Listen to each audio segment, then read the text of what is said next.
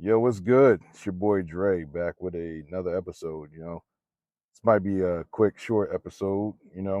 Just a lot of busy things going on in the sports world today. So just wanted to just cover this real quick. As of 42 minutes ago, the NFL trade deadline has passed. So pretty much 15 deals went down today. So Chase Young, he got dealt from the Commanders to the 49ers. Montez Sweat also got traded from Washington. He got traded to Chicago. Leonard Williams got traded to Seattle. Notably, Devontae Adams and Jalen Johnson from the Bears, and Daniil Hunter from the Vikings, and Brian Burns, who he was the subject of trade talk like the majority of the year, and Patriots edge rusher John Uche were not traded. So pretty much, Rasul Douglas, he got traded from Green Bay to Buffalo. Donovan Peoples Jones, he got traded. Where did he get traded to? I think he got traded to Detroit. Ezra Cleveland, he got traded from Minnesota. Josh Dobbs, he went from Arizona to Minnesota. Contavious Street, he got traded yesterday. He got traded to Atlanta. Kevin Byard, yeah, he got traded to my Eagles for Terrell Edmonds and two draft picks. McCole Hardman, he had got traded. Well, he got traded like last week, but he got traded from the Jets back to the Chiefs. Van Jefferson, I didn't even realize he was still in the league. I believe he got traded like last week or something. Um, these are all the people who got pretty much traded like during the season. Randy Gregory, he went from Denver to San Francisco. Chase Claypool, I don't even know where the fuck he got traded to. That boy ass. J.C. Jackson, he got traded back from, but he got traded from the Chargers back to the Patriots, and Cam Akers had got traded from the Rams to the Vikings. And pretty much like with Cam Akers, he pissed me off because I mean it's no fault of his own, but I had money going up with the 49ers and the Vikings game, and I just needed Madison to get like three catches out of the backfield, and this motherfucker got like two. He needed three, but like during the game, like they kept giving him the majority of the action to Cam Akers. I'm like, yo, what the fuck, man? Like, throw the ball to Cam Akers. I mean, throw the ball to Madison real quick so I can get my money. I ain't get my money, but anyway, my ticket was fucked up anyway because San Francisco ended up losing that fucking game. Lost to prime time Kirk Cousins. And then a week later, primetime Kirk Cousins gets hurt against Green Bay. Go figure. That's the NFL, man. Yeah, so Donovan Peoples Jones, he went from Cleveland to Detroit. Rasul Douglas went from Buffalo to no, he went from Green Bay to Buffalo. Um, the Vikings traded Ezra Cleveland to the Jaguars, which is actually kind of surprising because he's a good young offensive lineman, and I don't know why they would trade him, but that's Minnesota for you. Minnesota stays doing stupid shit.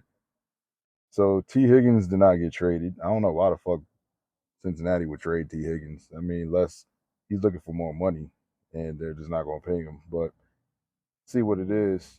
So yeah, man, like that was pretty much the trade deadline in the NFL, and then pretty much in the NBA. Woke up this morning seeing that James Harden finally got traded. So I'm like, yo, I'm happy. I'm happy. I don't. He got traded. Who do we trade him for?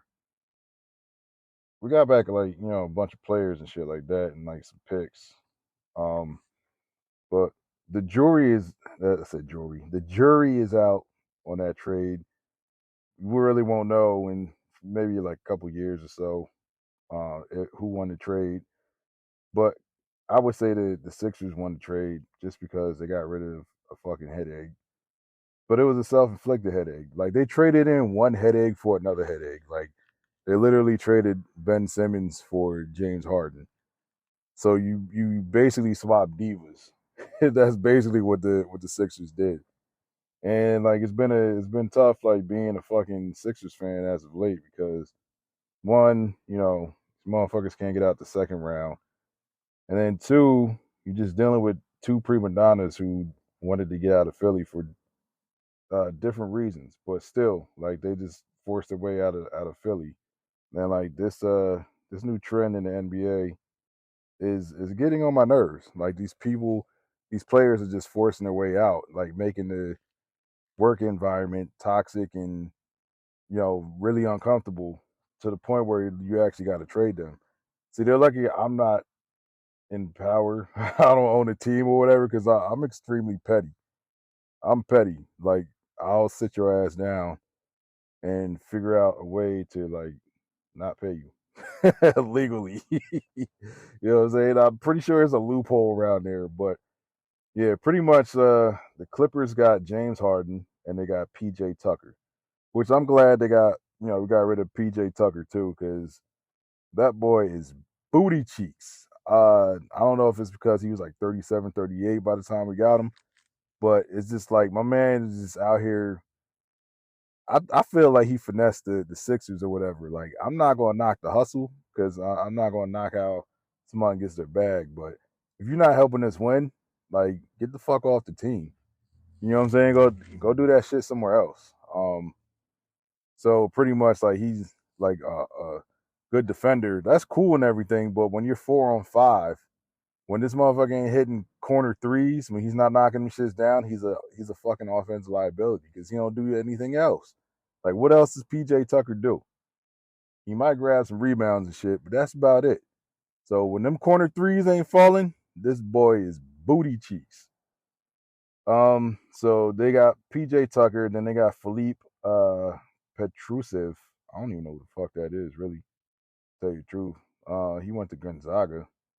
Yo, I never even heard of Buddy over at Gonzaga. what the what, what the how does this nigga get to the league, dog? Like Philippe Petrusev. I don't even understand how he's 6'11". That's how he got to the league. There ain't too many 6'11" motherfuckers walking around. All right, so that's why he's in the league. Because some of these people like it's just like, yo, how's this dude in the league? And then you just realize how tall they are. Then like, oh, okay, all right, that's how he got in the league. He's just tall. He's a tall ass motherfucker. So the Sixers get Marcus Morris. Which Morris twin was? Did we actually have a Morris twin in Philly at one time? I don't know. It's either Marcus or Markeith. One of them motherfuckers. I can't tell them. I can't tell them apart. Robert Covington is back in Philly, which I like him. He plays defense and he shoots the three ball. Nick Batum, he's hit or miss. Like he can hit threes and then he be shooting like straight bricks.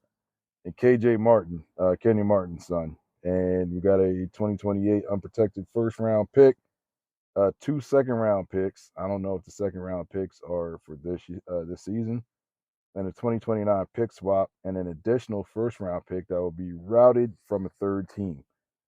So the unfortunate part is we had to waive Danny Green to make a roster spot for this, make a roster space for this trade. So pretty much, we'll see if the Clippers can finally put it together and make an actual, like, make it to the finals, and see if they could challenge Denver. Because I don't think the Lakers will. Like, Lakers can't get they the past couple years they can't get shit together. So I'm not really worried about the Lakers. They might make the playoffs, but other than that, like Anthony Davis is too inconsistent for me.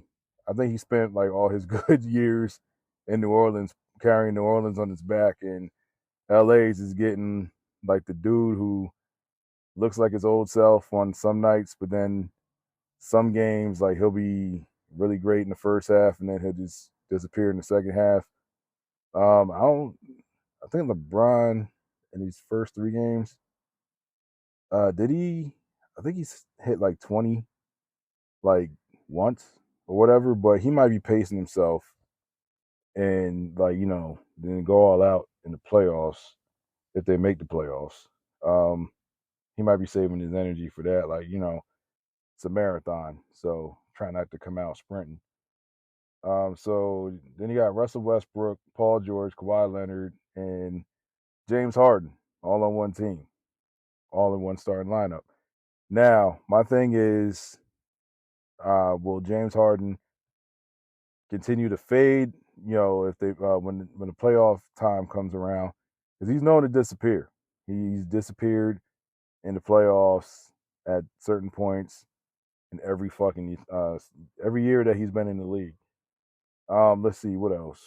And can Kawhi and Paul George actually stay healthy around playoff time? Because that's the Clippers, fault. That's their problem. Kawhi has been hurt for like the past two, I think, playoff runs. Paul George wasn't able to, he did it. He did his best. He did his best. But can these two actually stay healthy? And with Westbrook, will he stop bricking in fucking crunch time? That's those are the questions that need to be answered. But we're not gonna really know shit until that time comes around when June rolls around. Then we're gonna see what happens. Now Tyrese Maxey and whatchamacallit's absence, he's been balling. In Harden's absence, he's been balling. So he's ready. I feel like he's ready to take the next step. This is like his third year in the league, so I think he's ready to take the next step. As a matter of fact, he won Player of the Week. And Joel Embiid, just needs to keep doing Embiid things, but we need you to stay healthy in the fucking playoffs too, my guy. Like you're not off the hook. So we need you to stay healthy. It would have been nice if we could have got Terrence Mann, but we couldn't get Terrence Mann. So James Harden's on the last year of his contract, and he's 34 years old. So you couldn't expect Daryl Morey to get a great deal for James Harden, just where he's at in his career right now. And then on top of that, he's forced his way out of three teams within the last like 3 or 4 years. So it's not a good look. So we'll see what happens now that he's back at home, because he's from California. So we'll see what happens with that. Um, but the way he handled like the situation to get out of Philly, like shit is just ridiculous. Like he pretty much called Daryl Morey a liar for not trading him. But I'm just like, all right, so Daryl Morey, he's not completely absolved of this whole situation, because he kind of created this shit, because he was asking for a lot. He was asking for a lot for James Harden. I'm like, yo, maybe about 7 years ago, you could have got a fucking king's ransom for James Harden, but you're dealing with 2023 James Harden. And the dude who keeps going up and down with the fat suit and all that stuff. So, like, yeah, you're asking too much for the current James Harden. You know what I'm saying? But yeah, so that's the sports for right now, and hopefully, the Sixers continue to play good basketball, because I think they're like what 2-1 right now. Let me check real quick. Let me check the standings real quick. All right, so after 3 games in the East, the Boston Celtics are undefeated. Milwaukee's 2-1. Orlando's 2-1. I actually watched the end of the Orlando Lakers game yesterday, and they lost by 3. So Indiana's 2-1, Philly's 2-1, Detroit's 2-2, Chicago's 2-2, Atlanta's 2-2, Cleveland's 1-2, and Brooklyn's 1-2. The Knicks, Hornets, and Wizards are all 1-2. Miami's 1-3, and Toronto is 1-3. So yeah, Toronto's been ass since they won the chip. So they sacrificed that one. They sacrificed their future for that one year where they won the championship with Kawhi, and then Kawhi just bounced. So Denver's 4-0 in the West. Dallas is 3-0. Golden State's 3-1. OKC is 3-1. Phoenix is 2-1. Sacramento's 2-1. The Clippers are 2-1. New Orleans is 2-1. The Lakers are 2-2. Minnesota is 1-2. San Antonio is 1-2. Utah is 1-3. Portland's 1-3. And the two winless teams in the league right now are the Houston Rockets and the Memphis Grizzlies. So without Ja Morant, the Memphis Grizzlies are butt cheeks right now, and he's going for like another. What are they going for? He's going for like another 19 games because I think he got a 25 game suspension. Is it 25 or is it 50? I think it's 25. Oh, let me check real quick. Um, yeah, so yeah, John Morant will be back. He's scheduled to be back December 19th. So I believe it's like a 25 game suspension. So yeah, man, that's pretty much it for the sports. And yeah, so that's it. And I'll get back to you with another segment. Peace. All right, so a day after recording my original NFL trade deadline story, pretty much some more NFL breaking news. Pretty much Josh McDaniel and the GM of the Raiders, they both got fired. And the Raiders will be starting Aiden O'Connell at quarterback over Jimmy Garoppolo, who has been absolutely butt cheeks this year. That boy has been ass. So I guess it's easy to be a good NFL quarterback or a decent looking NFL quarterback when you got weapons at your disposal like Brandon Ayuk, Debo Samuel. Was he on the? Yeah, he wasn't the starting quarterback when was he when Christian McCaffrey got there. But we're he led the San Francisco 49ers to a Super Bowl appearance. What was it, 2019? And thought like the future would be bright for him, but shit ended really, really bad over in San Francisco.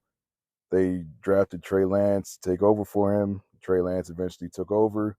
Then he broke his damn ankle.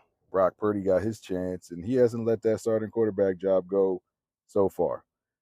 So Aiden will be their quarterback headed forward. The interim coach for the Raiders will be Antonio Pierce.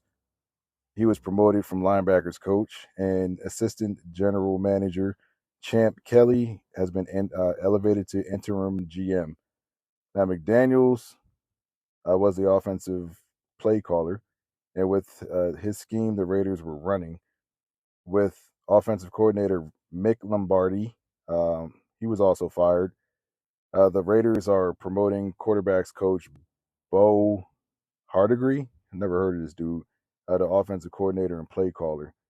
The question remains, though, if the NFL's number 31 ranked total offense, because they can't move the ball for shit, and yards per game was the problem, and it was McDaniel's scheme. So, what system are the Raiders going to run moving forward? 2 years ago, when then coach John Gruden resigned, the Raiders maintained his system and the new play caller Greg Olson. Uh, a previous offensive coordinator, well, he was a previous offensive coordinator in the league. Like he put his own spin on it, so we don't know what Hardigree is going to do with the offense. Now O'Connell, he's a fourth round pick. He's a rookie, out of Purdue. He started week 4, and they lost to the Chargers when Garoppolo was out with a concussion, and came in for relief. Was Brian Hoyer. That boy is ass cheeks too. He's been ass cheeks his whole career. I don't know how he's been able to keep a job as a backup quarterback, but yeah. So it's a mess over in Las Vegas with the Raiders. Now Jimmy Garoppolo is actually due 11.25 million dollars for the 2024 season. His roster bonus is also 11.25 million, which will become guaranteed on the 5th day of the 2024 league year. So they might just actually have to take a salary cap hit and just have some dead money getting rid of Jimmy Garoppolo. See if Aiden O'Connell is the see if he's the quarterback of the future in his little sample size, or if they just keep losing out.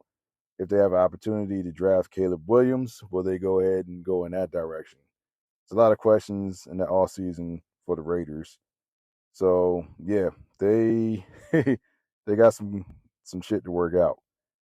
Now, story with the Arizona Cardinals says the miserable to people.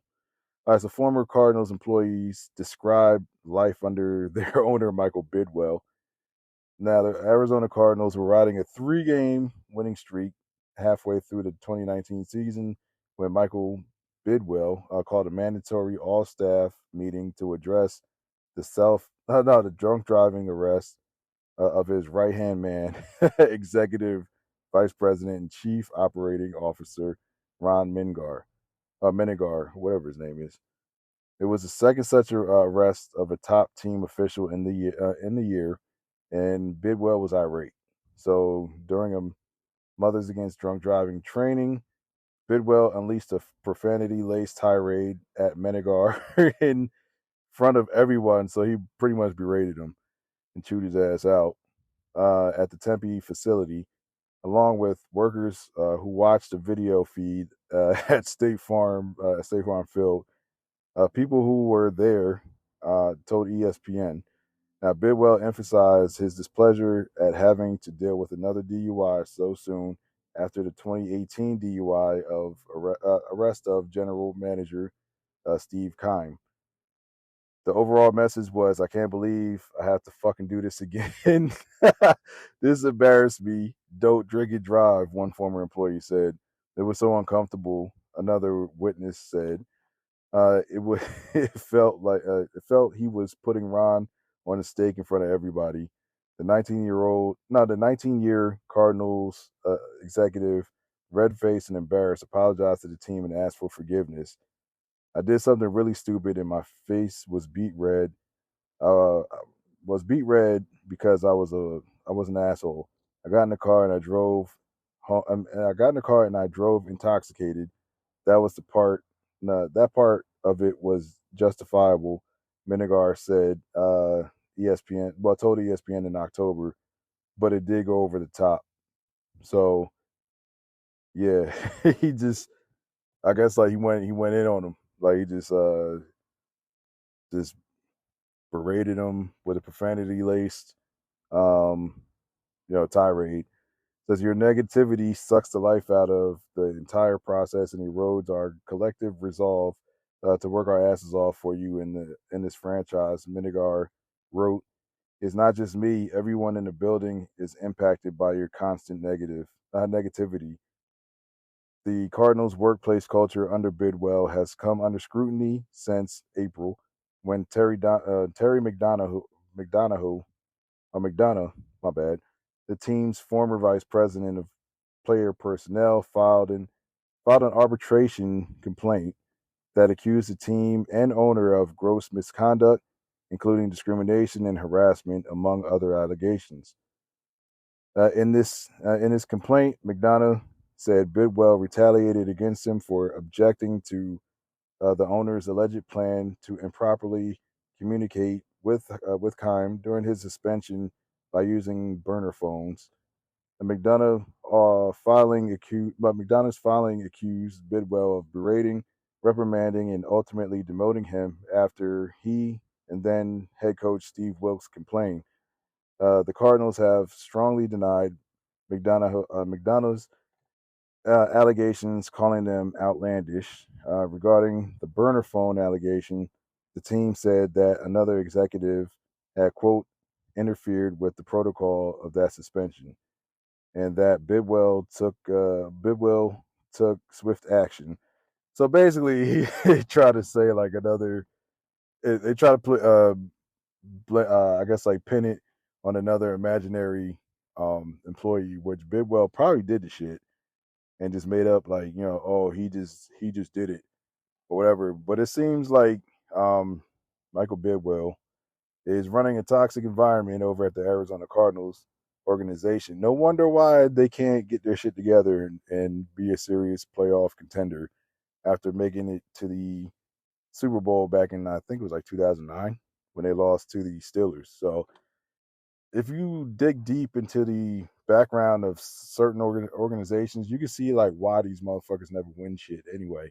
Because the shit starts from the top down, from like your owner. If your owner is a piece of shit, more than likely your organization is going to be a piece of shit. So, yeah, hopefully, I don't know.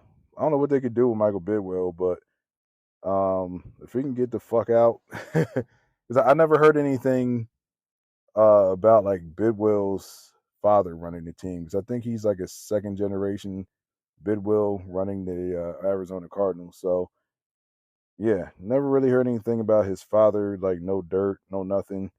But this is usually what happens when you get like a second generation person that runs a company or something like that, or a team.